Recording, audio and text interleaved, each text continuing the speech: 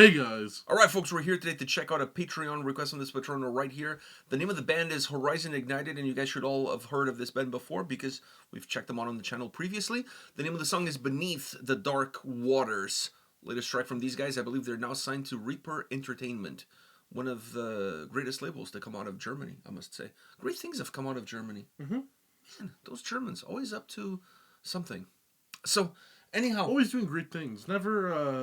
Never stepping over the line. I don't know about that because they kind of put a spanking on Dinamo Zagreb. That's very true. Like, I mean, once you're winning 6-2, maybe, just maybe, pass the you know ball what around. it is? It's because they were winning. They were winning 3-0, and then Dinamo scored 2 goals. Oh, so they were like, okay, you and they're like, okay, you want to score 2 goals against us? Okay, we gotta go and represent. But seriously, like after 6-2, can you just pass the ball back and forth?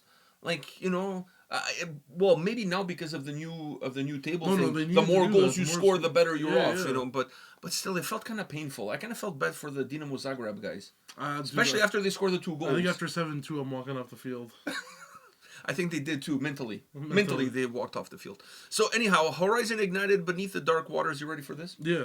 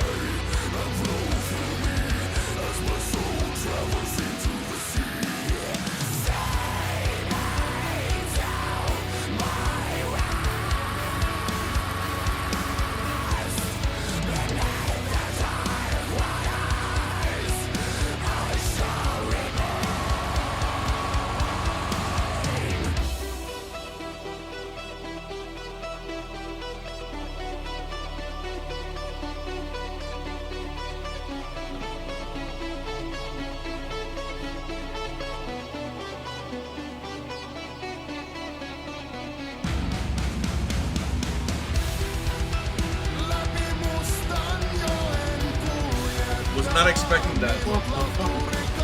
Was not expecting that. Herkele.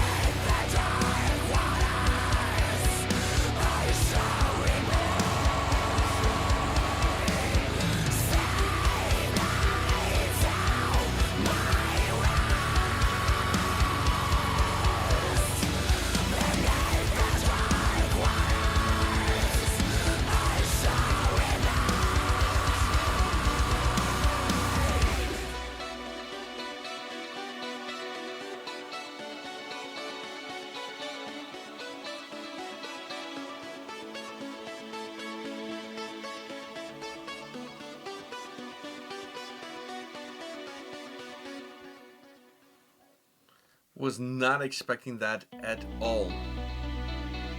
There you go, Reaper Entertainment, boys.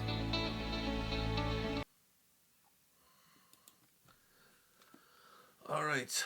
Dude. These guys are so underrated. And I'm not talking about the band, I'm talking about the label. Like they And have, band. yeah, but this label, they signed some really good bands. They have a lot of great bands on this label. You know, Rob C, these guys, Tankard. Like they really have like really good bands. Suatana is also on this label. Man. Anyways, love the hoodies that they sent me too. Yeah. Dude. But let's go to the song right now. Yeah, let's talk about this song. Damn. Enough ass kissing for. That was...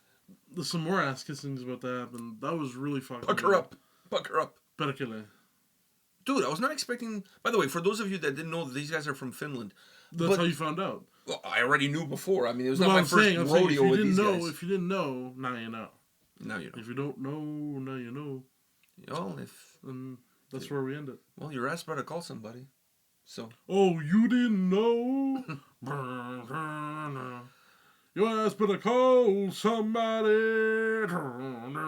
All right, New Age Outlaws. Anyways, so besides the pucker up, what do you gotta say? The Finnish stuff definitely. The Finnish stuff definitely caught me off guard. You know, it kind of reminded me of Taiva of Ranta or from Atlas from Atlas. I don't know why their name was taking me out there. It kind of reminded me of that because that song, it was going the way it was, and then boom. That song is heavier.